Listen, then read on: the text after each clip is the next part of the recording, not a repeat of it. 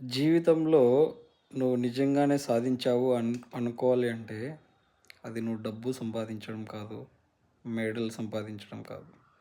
మనశ్శాంతిని సంపాదించిన రోజు నువ్వు సాధించినట్టు. మనుషులను సంపాదించితే సాధించినట్టు కాదు. మనుషులు మంచి స్థానాన్ని మన ముందు, మన వెనక మన గురించి మంచిగానే మాట్లాడే మనిషి ఉంటాడు చూడు. అలాంటి వ్యక్తులు ఒకరున్నా సరే నీ జీవితంలో నువ్వు నిజంగా సాధించినట్టు.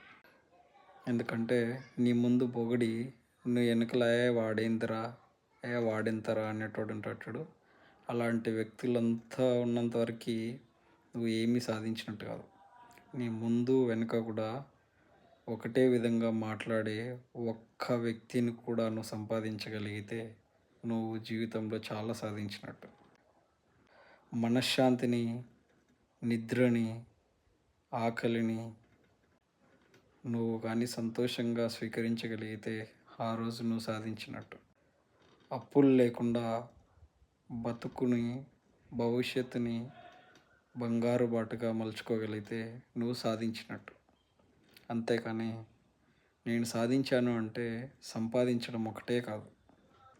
సాధించడం అంటే శాంతంగా బతకడం.